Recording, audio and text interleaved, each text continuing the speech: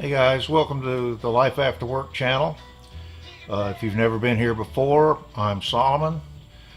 I hope you find something useful here, and if you do, please subscribe, hit that like button, and make a comment. I like to read comments, and I try to read every one of them and respond to all of them as well. So, welcome. For my returning subscribers, hey guys, just can't tell you how much I appreciate you coming back. So I'm going to do something a little bit different than what I was going to do for this video. As you know, I just finished my airbrush booth, but I hadn't really discussed airbrushes, and I'm not going to discuss airbrushes from the standpoint of good, better, or best, or doing any kind of review. I'm just going to show you what I have and what I try to use. For the most part, I use Pache. Now, part of the reason for that is it's made in Chicago, Illinois, here in America.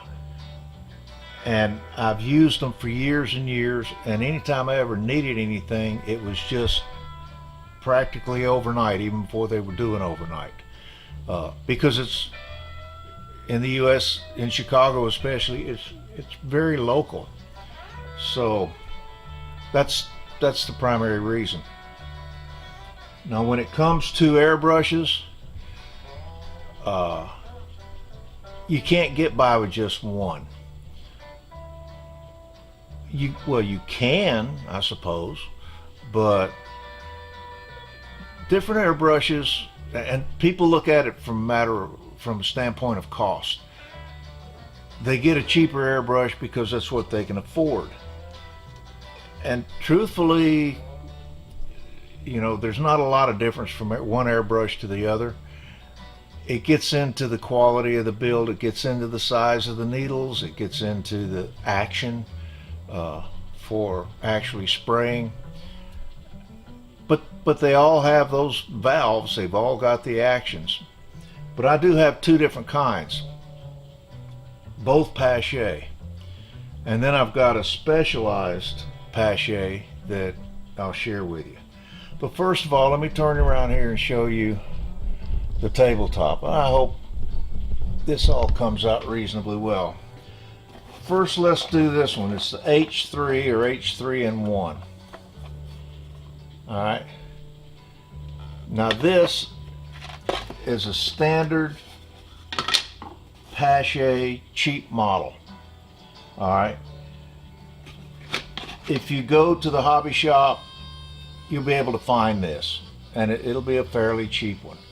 The only difference between this Pache Model H and the ones in the hobby shops is this little valve right here, or a little screw. What that was for on this one was you could adjust how far down you push this air release button, because this is a single action. All you can do is spray, and it's a siphon spray. You can put different size needles in it, but for all practical purposes, this is a general purpose, I don't know what you'd call it. I usually use it for broad spraying. I don't do it for detail, and I originally got this to paint pictures. This Pache Model H is 50 years old. Well, actually now I got it in 1965. So we're already looking at, you know, sometime this year will be 52 years. And it still works just fine. I don't have any problem with it. Now it is a siphon feed, and that's a single action siphon feed. Now I consider this a right-handed airbrush, because when you hold it in your right hand, this cup is on the left side, so it doesn't interfere with you, and you can work fairly easily with this. I've used it for so long, believe me, it's a piece of cake for me. Now, if a left-handed person gets it, it's going to be awkward to hold, as you can see, because now the cup is on the wrong side. And I don't know that you can get a cup to come from the other side. You may be able to, I just never have looked. I'm ambidextrous, so as far as I'm concerned, it's just fine the way it is. But a lefty might have trouble with it in this configuration. But still, this is a very good airbrush for general purpose use. Don't expect to do any pinpoint lines with it or anything like that. There are some adjustments on it, and you can put different needles in it. So, like I said, I've been using this one for, well, since 1965. So it's been a good one. Now, I decided I wanted one of the newer, more modern and more detailed oriented airbrushes. So I got a Talon. This is Pache. It's a Talon. And let me get this open right quick. This is the Talon, and again, it's still made in the USA. Pache's headquarters are in Chicago. Their factories, their design studios, everything is in Chicago. This particular type of airbrush obviously is a gravity feed from the top, and it's a double action. You pull this trigger back. Let me see if I can get it where you can see it. You pull the trigger back and it picks up the media from the gravity feed and sprays paint. When it goes forward, it can spray air. You just push it down and it will spray air.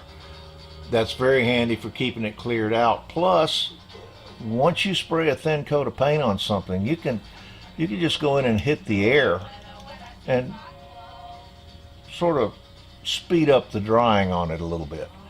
There are numerous adjustments on this. One is right in here. You can kind of see that. And the other is back here. I got this for doing a little bit more detailed airbrush work. So I've got a hose with this one. I've got a hose with the other one. And I have quick disconnects. I bought these quick disconnects. Now, I got one for my Model H, and I bought another one for this. The thing is, you can buy just the piece you need. You don't have to buy the entire quick release device. So I didn't notice that until after I'd already bought it. So I'm covered now with the quick releases, and they're very handy, especially since I now have two hoses. I don't want to use both hoses. I want to keep one in the box for later use, and the other one I just like to be able to release my Model H, plug this one in, use it, and vice versa. So that's the Talon, and I haven't even used it yet. I'll be using it very soon, I think. Okay, so that's those two. Now the Specialized airbrush isn't really an airbrush. It's also a Pache. You'll notice it's got what looks like a pressurized canister up here. Well, this is actually a media blaster. You put in a media up here, like, you know, the same kind of silver oxide or whatever they have on sandpaper. You can put that in here, and literally you could sandblast the paint off of a model without damaging the plastic. One thing I want to try is to see if baking soda will work. But this is just strictly an air feed. You get a quick release, you hook it to your hose, and you go to work. So I'm anxious to give that a try one of these days. But I picked it up just because I was curious about a media blaster in this scale. It's actually pretty easy to use. You just fill this cup. Need more light on that. Just fill that cup. You screw this lid on. And when you press the button, air will go through here and draw out that media. And how fast and heavy you draw it out depends on how you set this valve up here. And it's spring loaded, so you can sit there and adjust it till you get it right. And I imagine once I get that adjusted once, I won't ever have to adjust it again. So this is, it's going to be interesting to see how that works. But that's for later. That was a toy, strictly a toy. Now, how do I supply air to these? Well, when I first got this one in 1965, I had a full-size, fully tanked shop air compressor that I just put an adapter on, connected it to my airbrush, because it doesn't matter how big the compressor is, it doesn't matter how whether it's got a tank on it or it doesn't have a tank. What really matters is that you have an accurate gauge on it and you set the gauge to the proper amount of pressure for the airbrush. I use a Pache, not because I'm hung up on Pache, it's just that the local hobby shop had this and had it on sale, and it was actually a very good price. Plus, again, it's made in America, so if I have a problem with it, I don't have to ship it out of the country. I don't have to ship it to some dealer that's got to ship it out of the country. So it serves my purpose. And it's got actually a water separator and the valve that goes up to 100 psi. All of the airbrushing I've ever done over the years has been between 18 and 25 psi. So I don't, it goes to 100, that's fine. But it is absolutely essential that you have this moisture collector down here that you can just push up on and release any air that's in, any moisture that's in it, so that you don't get moisture being sent out through your airbrush. So anyway, I just use this. Now, let me show you what I have if I needed a fallback. Okay, if I needed a fallback, I've got this shop compressor. It's a small one, but it's got a reservoir tank to hold plenty of air. Using an airbrush with it,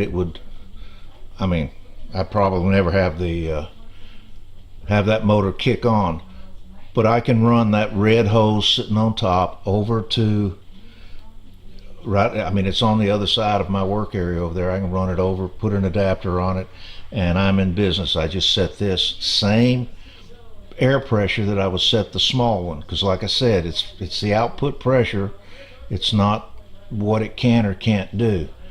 So it's also got two-stage gauging on it, which is good. It shows me how much pressure is in the tank and how much pressure is being delivered to my tool, and I can adjust both of those. So I do have that if I needed it. So there you have it. I don't have to worry too much about where I get my air from. I've got plenty of sources. Now, what would I recommend about the compressor? I would recommend that get any brand you want, and if this looks familiar to you, believe me, most of them look exactly alike. I suspect some of their parts and bits and pieces, and I don't see anything to say otherwise, but I suspect most of them are made the same, and they get bits and pieces and parts from suppliers. So who knows? They may all be one and the same. But Pache is supposed to make all their stuff here in the U.S., so it's not Chinese at any rate. So there you go. The one thing I would do is buy the version of this, whatever brand, that sits on top of a small tank, so that it doesn't take up much more room than this does, other than vertical height. And the reason for that is, if you've got that tank, you don't have to have this running all the time. Now, if you're doing a lot of airbrushing, if you're a professional airbrush artist, or you're just constantly using them, you really, in the modeling world, I don't think you're going to use these for very many hours a day. I mean, if I come over here to work on this model, I won't work on this for 2 or 3 hours. I'll be finished with this fairly quickly, letting it dry, and then doing some more. So this isn't going to be on all the time, but still, you can have a little bit more peace and quiet in your life if you've got just that small reservoir tank underneath it. That's just a suggestion. These work just fine as they are. I don't have a problem with this one. Now, as far as recommendations on the airbrushes, I think the only recommendation that I would make is what I said earlier, and that is, it doesn't matter what brand you want to settle on, or brands. You can have different brands, but you need different airbrushes that will serve different purposes. Like I said, my Model H, if I get ready to prime this, I'll use that Model H, and I'll be able to prime this fairly quickly. Makes a nice broad spray path.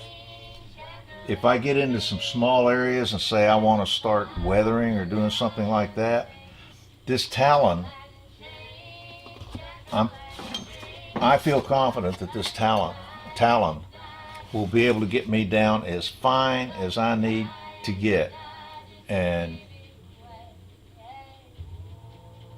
I don't know, being a gravity feed internal mix double action, that's just, I should be able to do anything with that I need to do in this model shop. So anyway, that's what my equipment looks like. That's the airbrushes I'm using, and like I said, I've got that media blaster that I'll probably do a demonstration on it one of these days. I just have a lot to do right now.